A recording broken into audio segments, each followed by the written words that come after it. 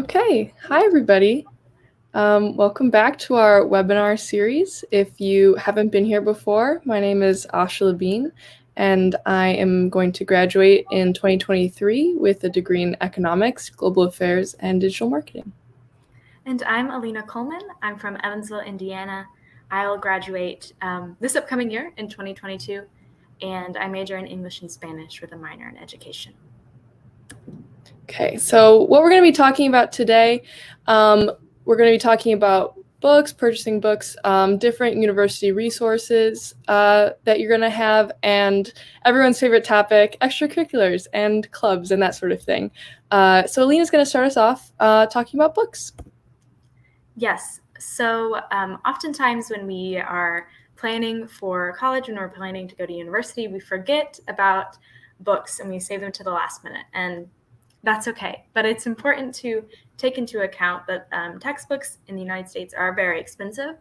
I got a few different estimates online for how much typical student spends on textbooks, but it looks like it can go anywhere from $700 to $900.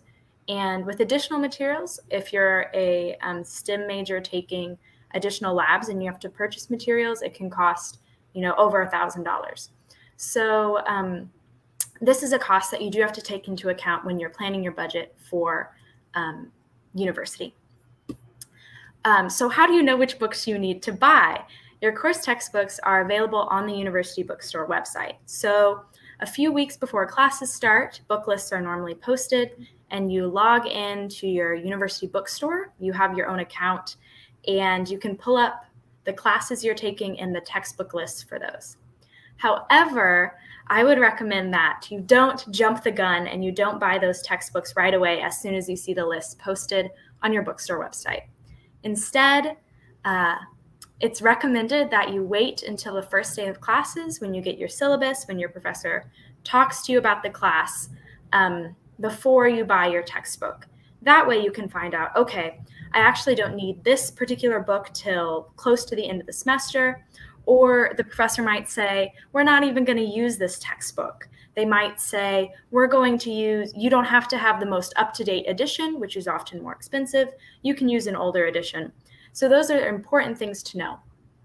And if that stresses you out a little bit, if you'd like to have the book beforehand in your hand before you go to classes, that's okay too. But oftentimes, if you don't have that book in your hand and you have a reading assigned for the very next class after you get your syllabus, often the professor will have mercy on you and can send you the chapters you need just for that day to read while you wait to get your textbook. So after that, after you've waited until the first day, you see on your syllabus what books you need to buy. I would recommend starting with Amazon and Chegg, which is another book-selling account you might be familiar with, a book-selling website you might be familiar with. And there you can see different prices for your books than what you see at the bookstore. If you want to buy a hard copy of your book, that is where I would recommend looking, kind of seeing which price is best between those websites, as well as secondhand book websites, seeing if there's a deal you can get there. Then I would highly recommend looking for free PDFs online, especially if you're a person that does not want or does not need a physical copy of the book. There are often free PDFs online. So these are some great websites that I recommend that I actually just discovered recently, and I wish I had had earlier on in my career. The first one that I highly recommend is lib.us. This website has tons of PDFs for tons of different books, from novels to expensive textbooks, and it's not sketchy. I haven't gotten a virus downloading anything from that website yet, and I just really recommend that. These websites will be in our list of key takeaways from this webinar after the fact. Another website is freebooks.com. I don't think it's as good. And then Gutenberg.org, which is a project that people have been working on to digitize books. So especially if you need older books, Gutenberg.org is a great place to go. And it even has, more up-to-date books as well. And then again, if you're looking to buy, if you want to have that physical book in your hand, buying used or renting from your bookstore are great options. Often your bookstore will rent to you for the duration of a semester, and that can be really inexpensive. And then other ways to look for physical books are to look on Facebook for former students selling their textbooks, or once you're at school for the next semester, asking upperclassmen you know if they would sell you a book they have. And then another key takeaway is to look for the books that you need at your university library. My freshman year, I needed a huge anthology about this big of English poems, and they had it at my library, and I could use it all semester. I didn't have to pay. It was something like, $160 for a book this big, and that's a really great way to do that. And then one final tip is to do some research to find book stipend scholarships. So often books and related fees are not included in university scholarships that you might get from your university, but there are a few grants that you can find online for books and fees. They change all the time, so that's why I didn't put any recommendations here. And I would just see if there's anything that you might qualify for to help you offset the price of books. Okay, moving on. Okay, and so kind of going along with that, you can find a lot of your class textbooks in the library, but the library does so many other things besides books, so I thought we would just kind of touch on that really briefly as kind of our first university resource. So the library usually offers students access to expensive journals and databases.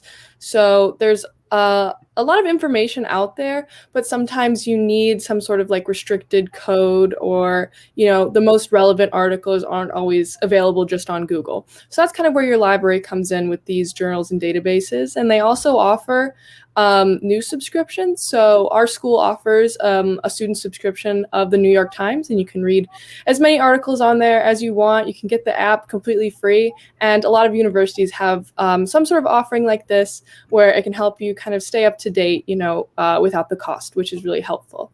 And all of that can kind of just be found on your university website. They'll have the relevant links there for you. And then kind of in the library, they offer equipment rentals. So equipment like cameras, like photography equipment, maybe video cameras or microphones.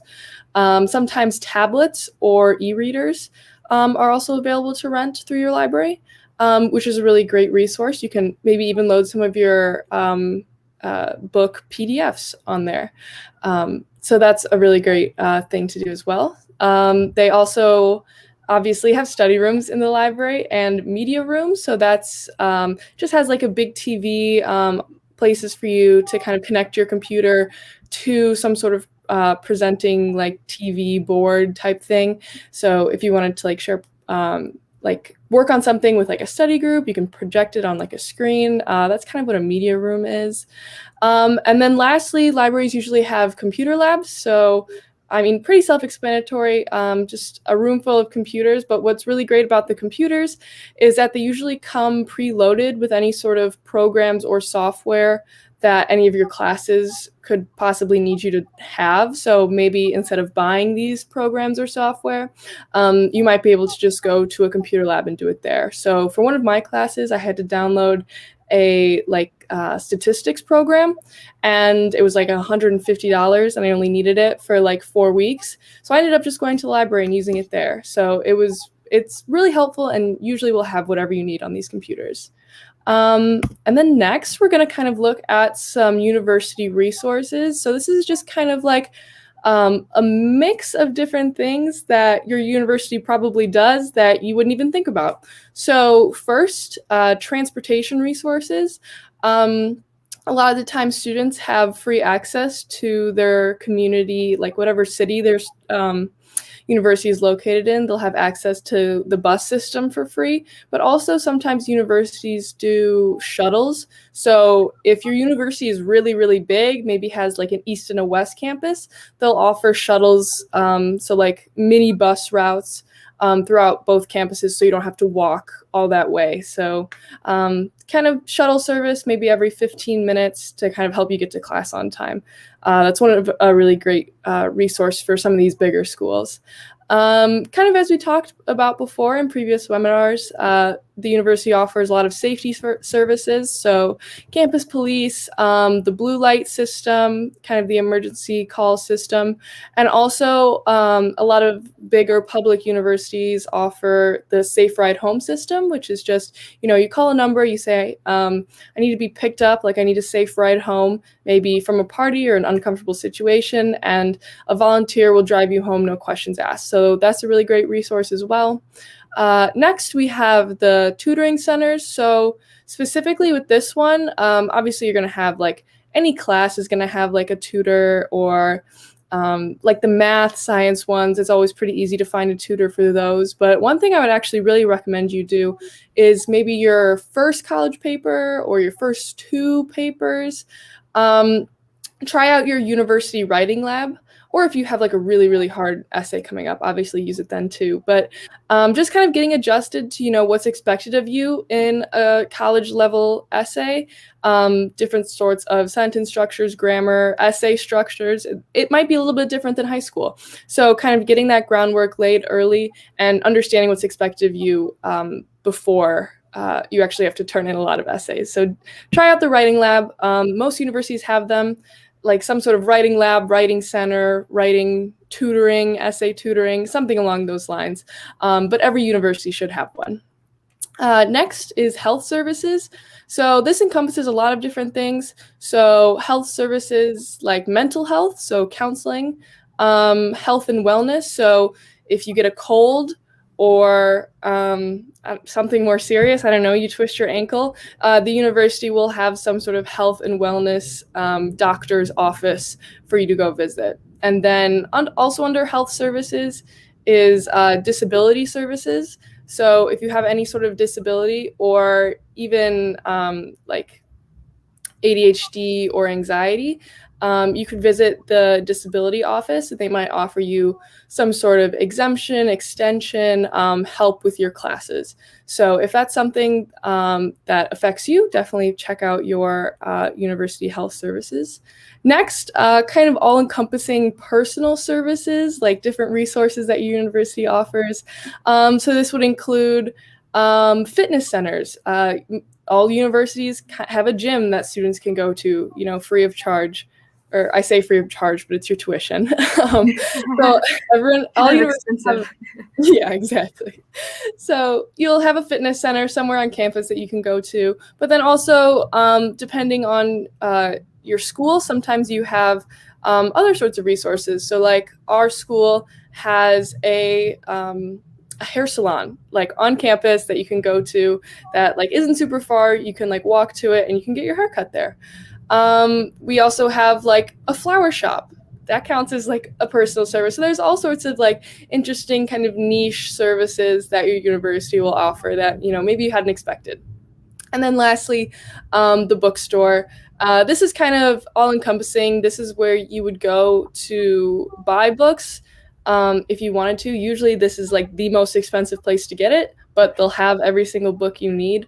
You can also buy like merchandise like sweatshirts and t-shirts and coffee mugs and stuff to send home to your parents, and stuff like that. So if you want any of that stuff, that's where you would find it, is in your university bookstore. And so next, we're going to kind of transition into extracurricular activities, which Alina is going to start us off with. Yeah, so thank you, Asha. That was great. I feel like you really did that well.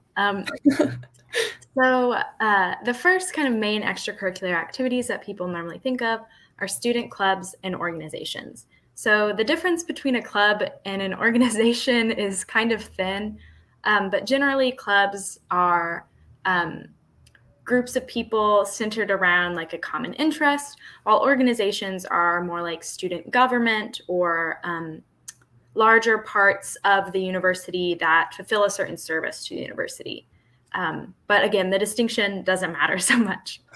So why should you join one? Why should you put that as one of your priorities when you first come to your university.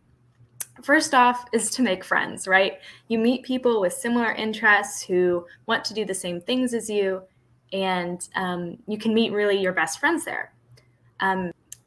In terms of kind of practical skills, you gain leadership skills, maybe through fulfilling a certain role at your university club, which jobs love to see. You can gain job skills like event planning, budget management as a club treasurer. And then also you have fun, right? That's how you have a little bit of fun while you're at school.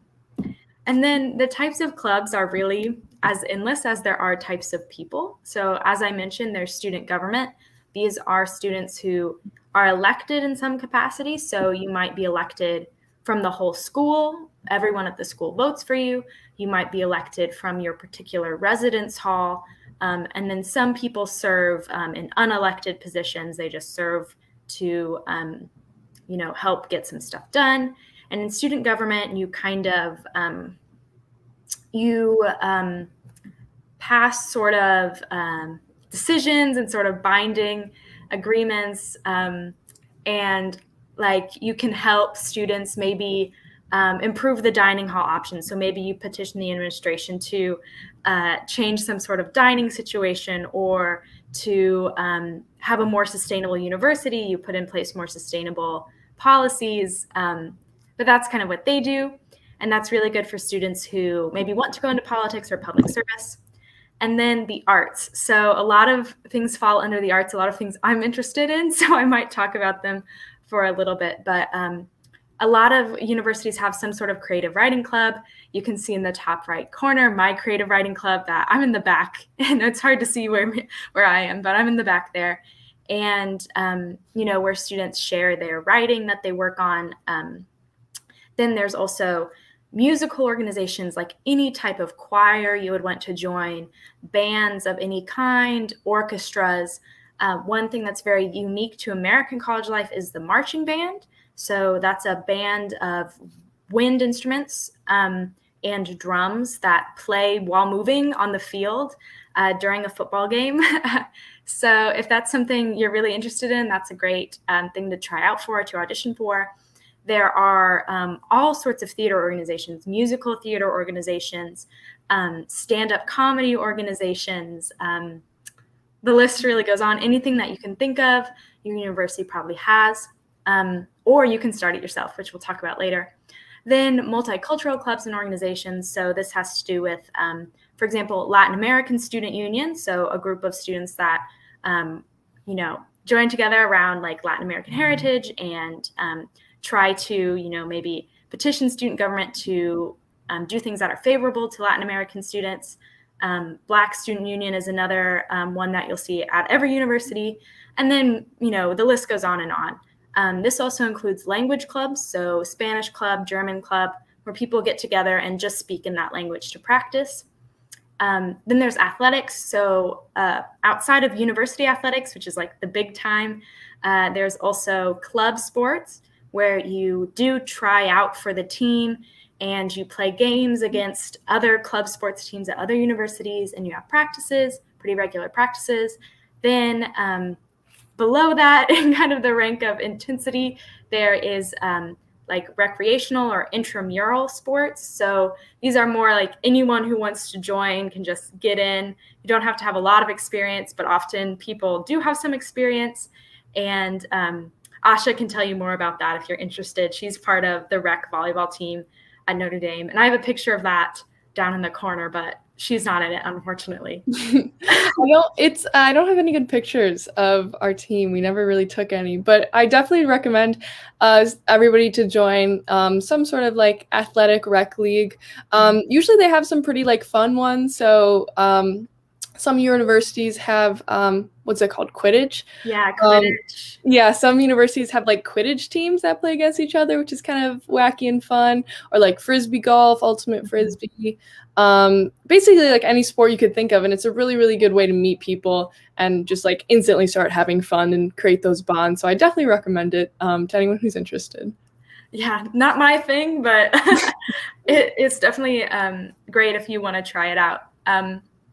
And then, so academic professional organizations, this is like, you might have Women in Architecture Club or Women in Architecture Organization. You might have something like Quiz Bowl, which is an academic team where you like learn facts and compete to get those facts faster than other teams, I think. Then there are volunteer service organizations. So this is a huge category, and I would really suggest that while you're at university, you get involved in some sort of service to any sort of cause that you value. This is just a really great way to kind of put what you believe in action, to meet people who are passionate, and good jobs and future opportunities like grad school. Really look for people who take that kind of action to be volunteers and to do service. So we'll talk about one in the next slide, but anything from like immigration advocacy to helping high school students like take the SAT and apply to college, doing other things in the community like working at soup kitchens and food banks and homeless shelters. Really, any sort of service would fall under that category. And then student media. So this is another huge thing at American universities. I think most colleges and universities still have a university newspaper. A lot of them are also online now and not just in print. But this is a great way to participate in like the conversation that's going on at your university. Any student can write letters to the editor of their student publication, of their student newspaper. And it's a really great way to practice writing and get your writing in print and just kind of share your voice. And really, they are well read. They are widely read by the campus community. A lot of people, check it on their phone, and alumni read it too. So you'll get comments on your like letters to the editor from some like old alumni, and it's kind of interesting to participate in that. And then there are other kinds of student media, like sometimes universities have a TV channel or a radio station or 2 or 3 radio stations that you can participate in, and magazines too. Then just briefly, religious organizations. So that's, any sort of religion. So you'll have Muslim Student Association, Jewish Student Association, different kinds of Christian organizations, all of those things that are great to participate in. And then political organizations. So this is kind of different from student government. This would be like your college Democrats, your college Republicans, your college socialists.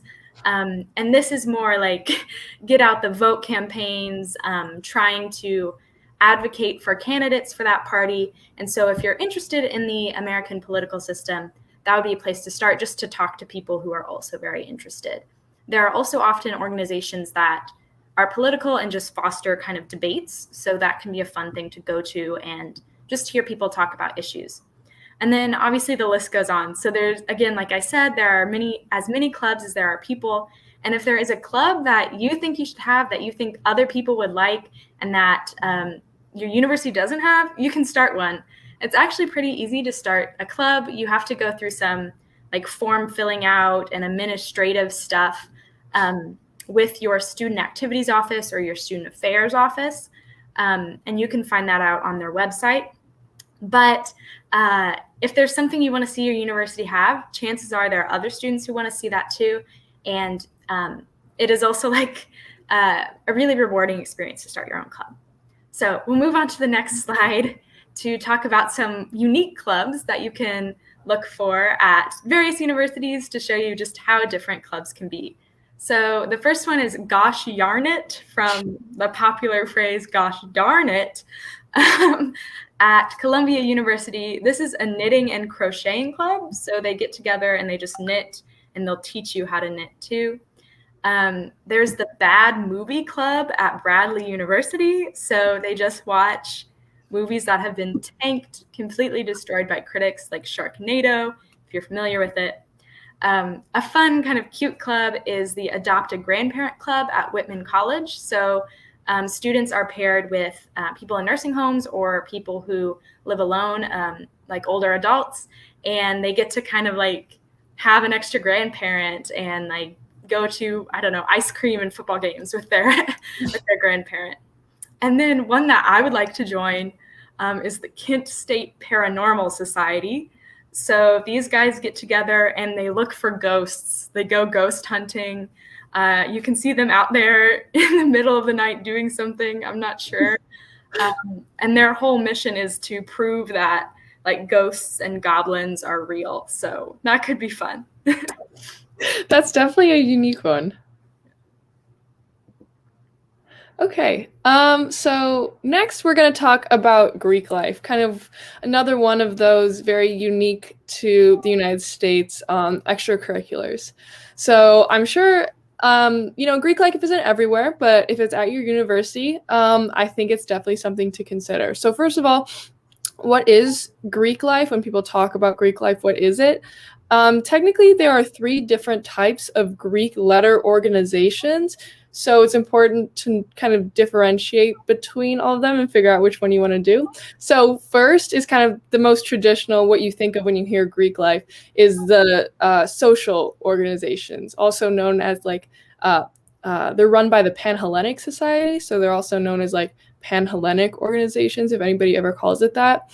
But this is your traditional fraternities and sororities, like big houses, parties, it's what you would expect, pretty much. Very social. And then next we have professional Greek life organizations. So this is kind of like what Alina was talking about, just with like clubs. It's basically like a club centered around a profession. So you'll go to like conferences, you'll do like mock like cases, maybe if it's like a law professional society. So basically just things like that. It's basically like a professional club, but it will have those, Greek letter titles. So maybe it's like Alpha, Kappa, Delta, Engineer Professional Society. So that would be one example of that. And then lastly is honor societies. This is something that comes with like GPA. So if you get a high enough GPA, or if you're in a certain organization and you get like top 10% of GPA, then you'll be kind of inducted into this Greek letter honor society. So one really popular or like famous, I guess, like most well-known example of this is Phi Beta Kappa, which is an honor society that you get when you graduate from a certain university in like the top 10%. So that's just one example of an honor society. And so all of these Greek letter organizations usually consist of like 2 or 3 Greek letters in the name, but there are some that don't. So there's like a social Greek organization called Acacia, and that's just like a typical fraternity. But usually they're just like 2 or 3 Greek letters combined to make some sort of name. So next, now that you know what Greek life is, like, should you do it? It's also called like going Greek. So should you go Greek?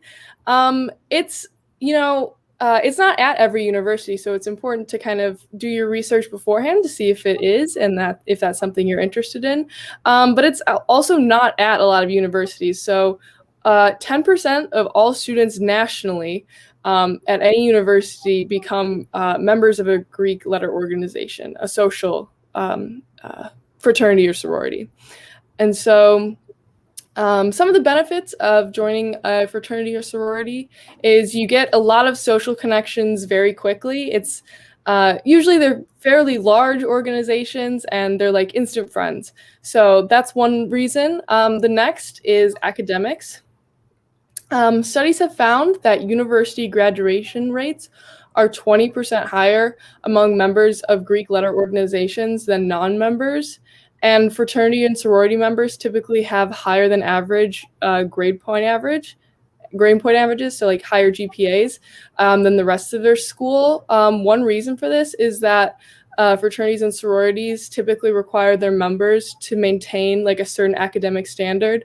And also there's a lot of resources that sororities and fraternities like typically have a lot more money for like libraries and study rooms and tutoring in their houses. So that's another reason for this. And then lastly, professional enhancement. kind of like I was saying, you get a lot of social connections, and also alumni from your university are very, very passionate if they find out that they were in the same fraternity or sorority. So that's a really good way to make professional connections, just by saying, oh, I saw you went to the University of Kansas, and was a Pi Kappa Phi. I was also a Pi Kappa Phi, and then you kind of go from there. Maybe it'll land you an interview or two, but it's really good for professional enhancement. And so the last thing you should think about is kind of like, should you go Greek? Should you kind of be committed to this fraternity or sorority? I would recommend looking at the percentage of students at your target university that are involved in Greek life, because this is a really good way to tell if the social scene revolves around fraternity and sorority events. So I would say anything kind of 25% and under. Typically, Greek life isn't that important to the student body, but once you get to like 40s, 50s%, somewhere in there, Greek life is really important and is probably the main way people get invited to social events. So if that's something that you're interested in, definitely consider the percentage of students at your university that are involved in Greek life. It's a really good way to, like form bonds. A lot of people call, if you're in a fraternity, they call their co-members brothers, and sororities call their co-members sisters. So it creates a really fast, instant bond that they say lasts a lifetime. So just something to consider. Kind of next, what it's like to join a Greek organization. So the first step is kind of the recruitment process / the rushing. It's also known as rushing. So this is like a vetting process that the fraternities and sororities do to the new members. So you tour all these houses, you meet basically every single frat and sorority on campus. Well, you meet every single frat if you're a boy, you meet every single sorority if you're a girl, and you just kind of go around and meet a lot of people. And then from there, they get to like vet you. So they get to pick what members they want in their organization, and you get to pick what organization you want to join. So it kind of goes both ways. Like they pick you or you pick them, and they also have to pick you. So that's the rushing process. And then after that is called pledging, like you're pledging a certain Greek organization. So that's, you pledge one organization. And this is kind of like, when you're a pledge, you're not technically a full member yet, but you're on this probationary kind of time period where they want you to be like in their organization. They really, really like you, but they still need to kind of test it out first. So that's pledging, which usually doesn't last very long, but you'll become a fully inducted member soon enough.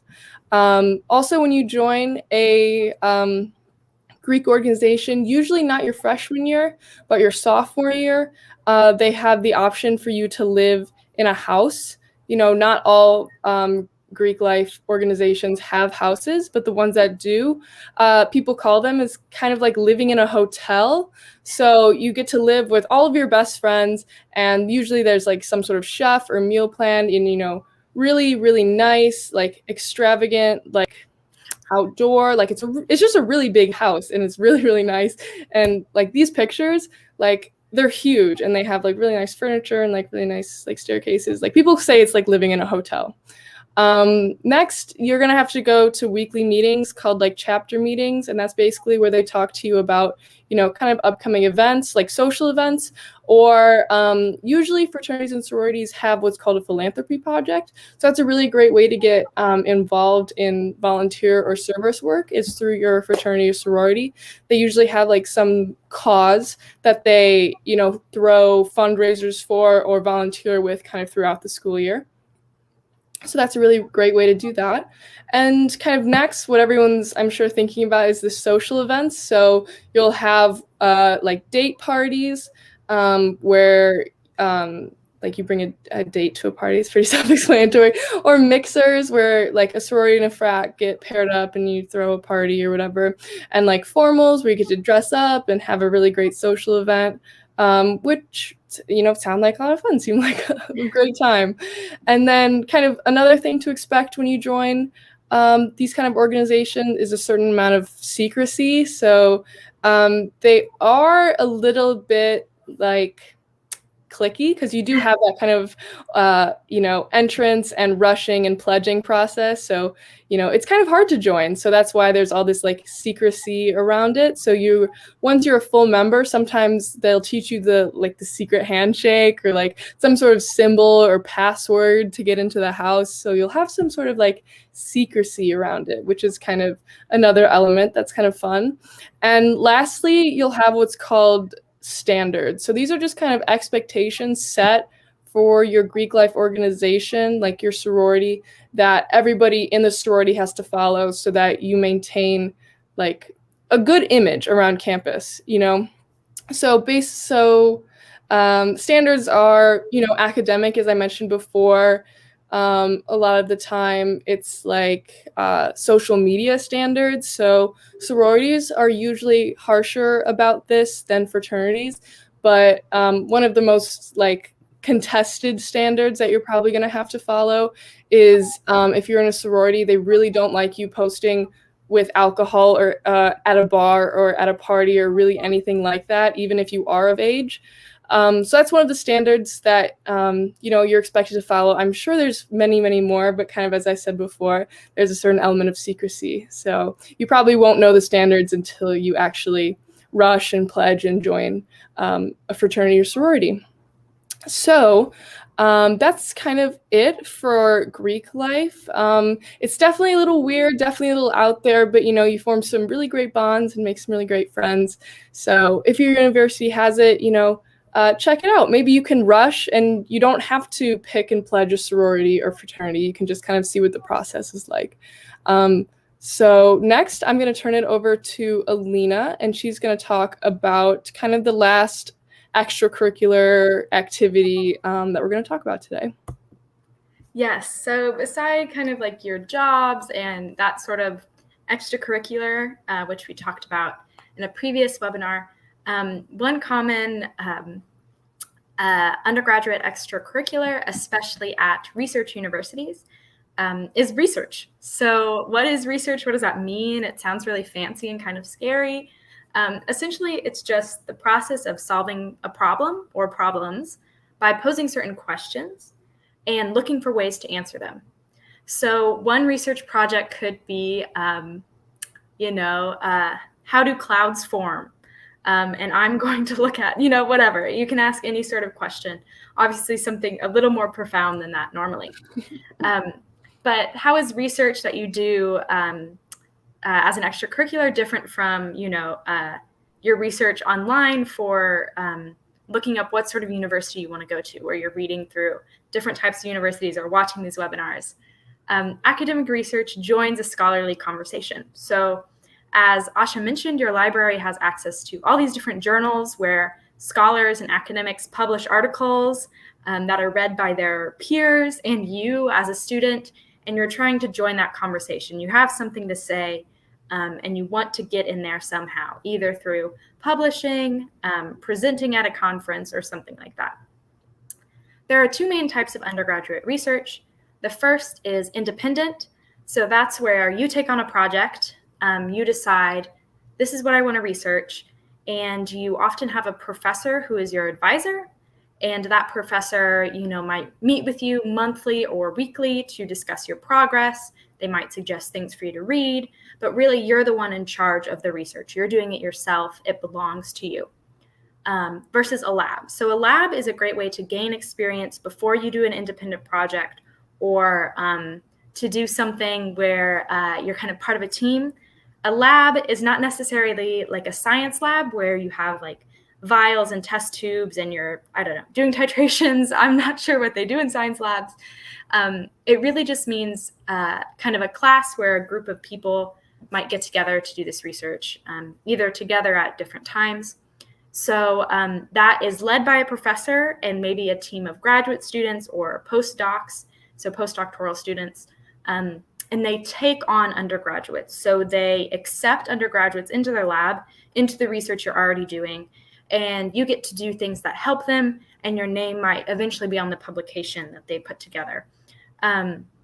So with labs, that is something you want to look for on your university kind of website, like either the department, so like chemistry department, see if there are any postings for research assistants at labs, or contact your professors and see what labs they know about. And that's the process for that. But I'll talk about that in the next step. So how to get involved first is really to think about, what do you want to know? Like, what is pressing to you? What matters? If you, for example, are interested in, I don't know, so I'm going to come up with something English, Cuban American poetry in the 20th century. Like that's something you're interested in. Read a couple articles from those great databases your university offers and see, what are scholars writing about? Do I agree with them? Do I think that this is the most important thing to be writing about? Or do I think that there's a more nuanced take? What's missing from this conversation, or what needs to be better explained?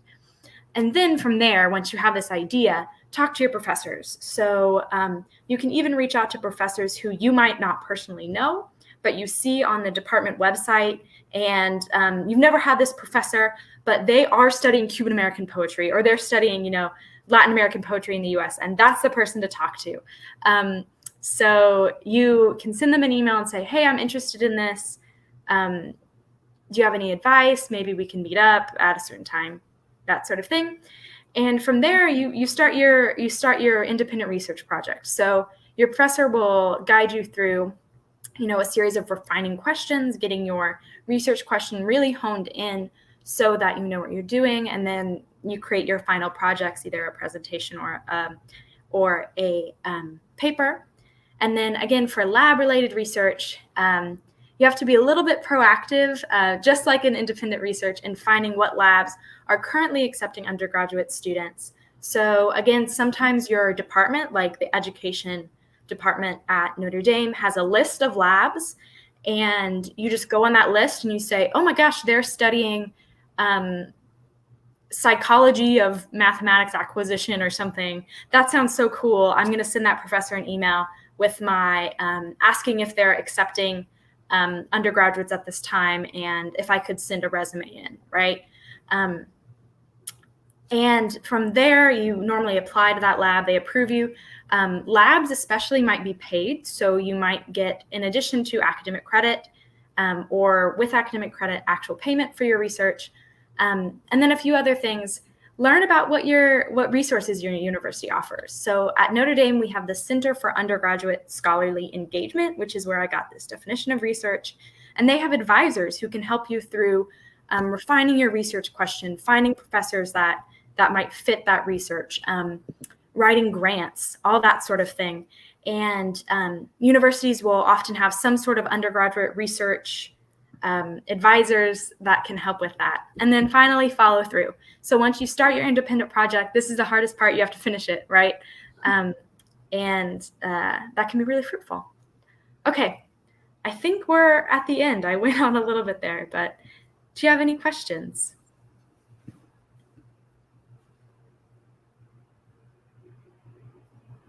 Oh yes, Xerox, copies of books. Is that possible in the US? Yes. So there are a couple different ways to do this. If your university has a FedEx office, like a post office, sometimes you can, essentially like bring them the file that you want them to print of all the PDFs, and they'll print out like a book for you. In terms of actually Xeroxing books, yes, universities have, they can have really fancy scanners that are really cool to use, where you scan a book and it turns it into a PDF. There's also your standard copy machine that can also, turn papers into PDFs. Then there is a cost to printing something, so either printing at FedEx or printing your copies that you've Xeroxed, but often that is much less than the textbook itself. Yeah, and also printing at your university, usually you're allotted some sort of like quota, which is translated into money. It's like $15 and it's like a cent a page or something like that. Some sort of like quota in that sense. So if you're going to be printing textbooks with your university like quota, you can do that. It'll just use up your quota really quickly. So then once you use up your quota, you can either put more money on it, or you can print the rest of your textbooks, maybe at a FedEx, like Alina recommended.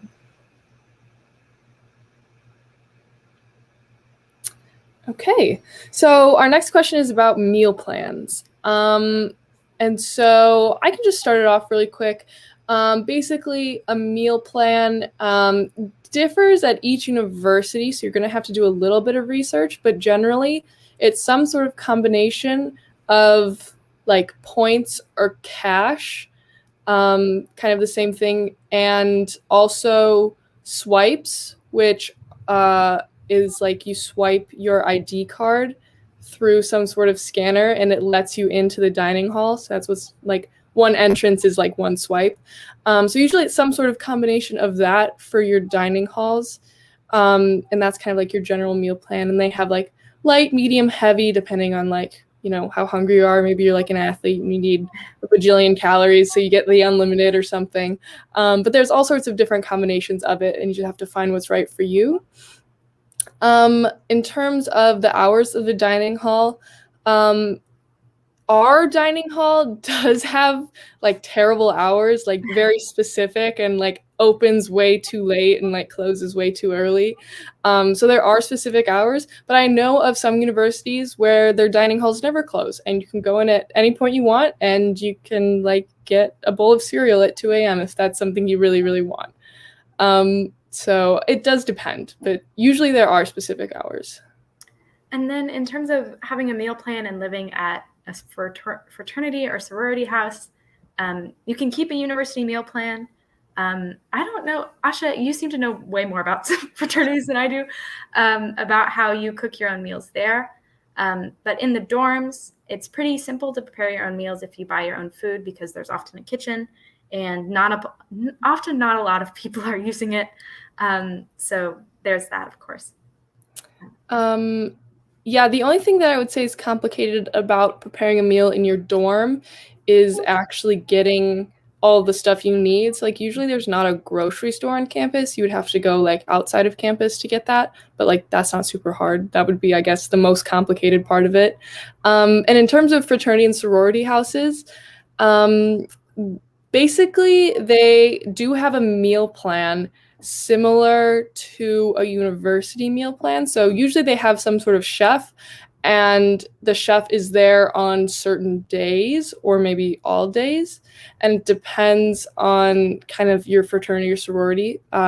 Usually they're just there for like dinner and maybe breakfast on the weekends. So some sort of like combination where like that's your sorority meal plan, and that's usually included in the sorority or fraternity like fees. Like you pay a fee to join the sorority or fraternity, and that's included in that. But you can also keep your off-campus or your campus meal plan, so you can maybe like grab a coffee in between classes or something like that. But when the chef's not there, it's typically just like a fully functioning, fully stocked like kitchen, which sounds super nice. And usually they're really, really nice and big, and, you know, have whatever you could need, like coffee machines. I don't know what carrots. I don't know what other foods you could. But usually, yeah, they're pretty stocked, and the chef will prepare really nice meals for you on certain days. And Asha's really making fraternities and sororities sound it's like, I don't like the fraternity sorority life, like sounds like, this is just me personally, like it's cool, but like, you know, maybe not for me. The only thing that I really love about it is that you have a chef that cooks for you. Like that sounds perfect. Okay, another great question about sororities. Do you have to pay extra? Yeah. Yeah. So it does cost, it depends on, you know, what fraternity sorority you join. Each has different fees, and also different chapters have different fees. So you have a national organization. So that's like the Greek letters. So that's like Delta, Delta, Delta. Like that's the national organization. And then a chapter would be at a specific university. So typically you have to pay money to the chapter to kind of run the house, you know, pay the chef, other things like that. And then you also have to pay fees to the national organization. So just depending on how it's split up, it's, you know, a pretty significant chunk of money. It's like definitely thousands of dollars.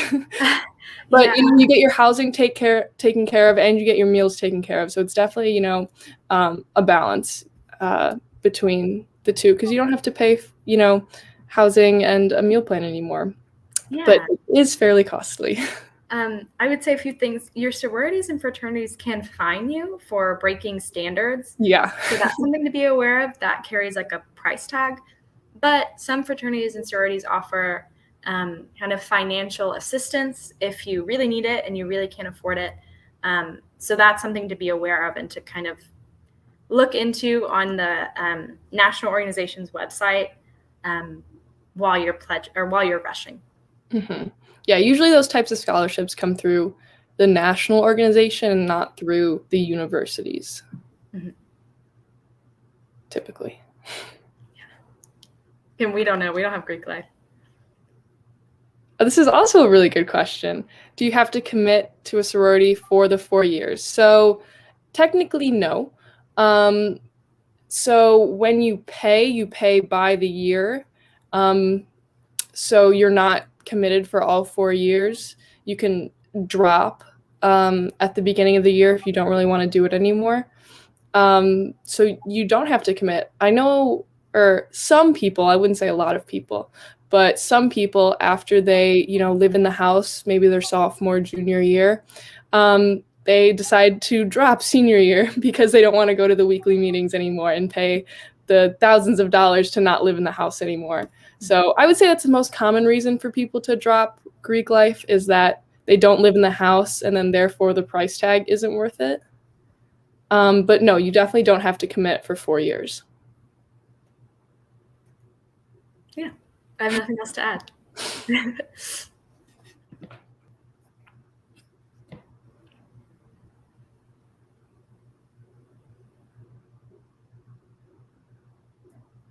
Okay, this is a good question. So if you have a housing scholarship from the university and you join a sorority, would the university pay the sorority housing? Asha, do you know? I think you have to work it out with financial aid and your sorority, because typically they just put one price tag on it and they say these are your like sorority fees. But if you have them break it up, I see no reason why the financial aid office wouldn't help you pay it, because a lot of the times they help you pay for off-campus housing if you have a housing scholarship. And even though sororities and fraternities are associated with the university, they're kind of like off-campus housing. So I do think you might have to jump through a few extra hoops, but I see no reason why it wouldn't work out. Yeah, it's something to look into and to kind of figure out, again, looping in financial aid, the financial aid office, and your sorority chapter.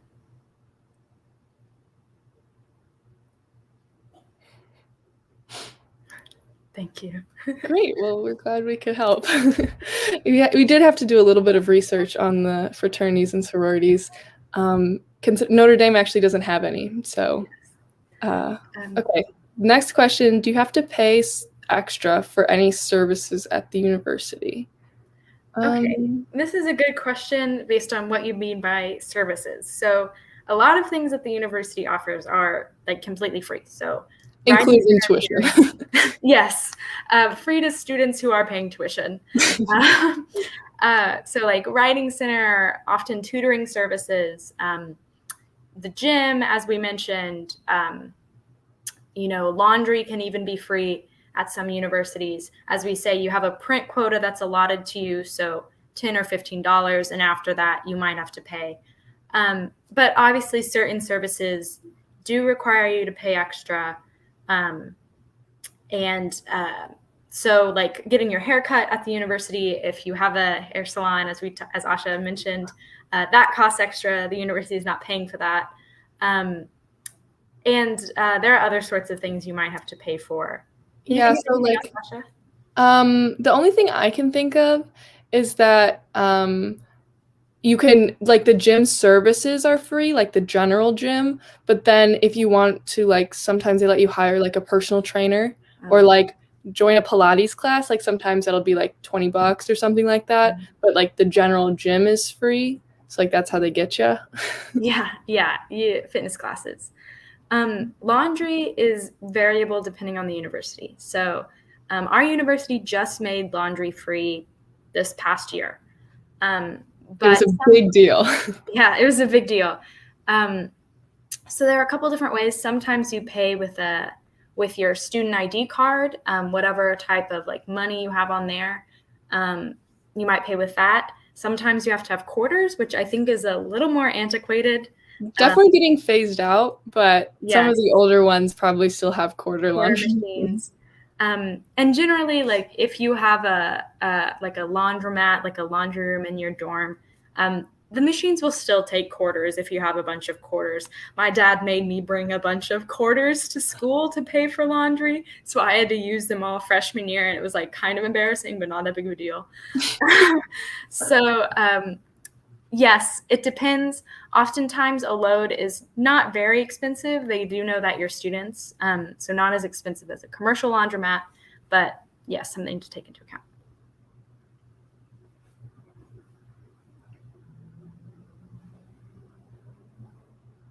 My dad, this is a side note, but my dad was also like, you should have a bunch of quarters in your purse to like hit people with. I don't know. And that's why I gave you the quarters. Yeah, and then I used them all. Handy. Yeah.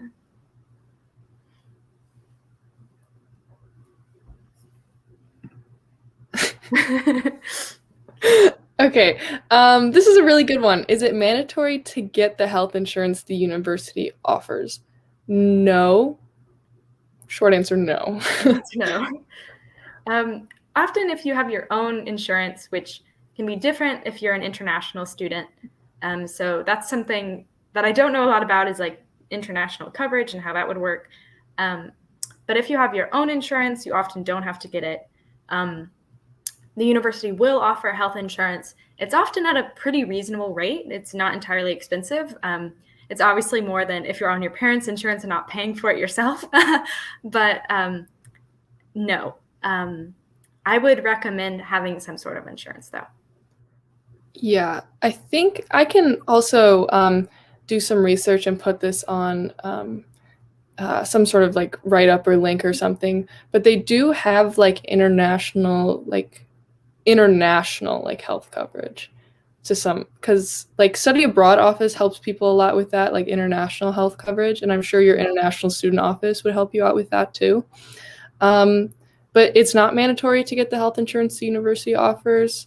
Honestly, I went to University Health Services once and I paid like $25 for an inhaler, which, like, I don't know, how much do inhalers cost? That feels like too much for me. I don't know.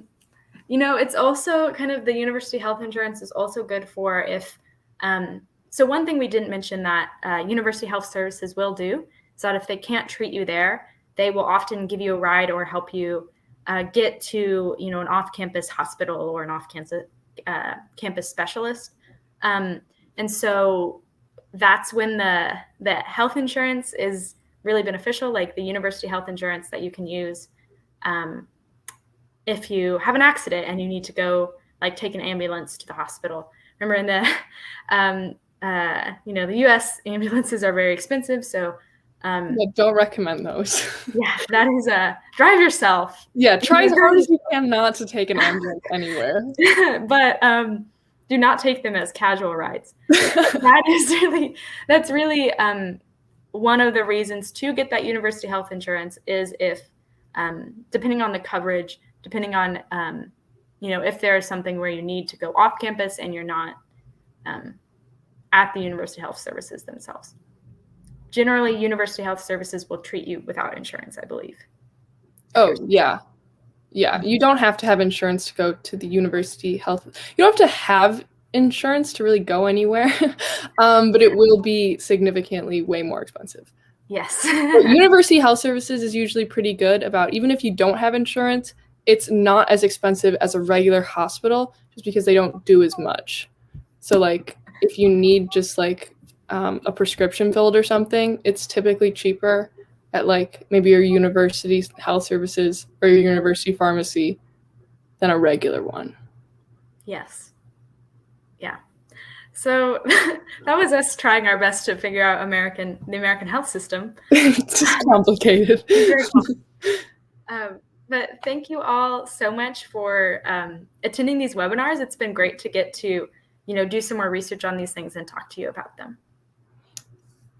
Yeah, basically what Alina said, it was really great to kind of, present all of this to you. And I hope you guys learned something, that you didn't know before. I feel like I learned something that I didn't know before. So I really hope you guys did. And, I hope this helps you in your college application process, college life, what's it going to be like, and hopefully gets you a little bit more prepared and, more excited to come to school in the US. So I think that's it. I think we're going to sign off for today. But thank you so much for joining us, and good luck. Thank you so much. Signing off. Bye. Bye.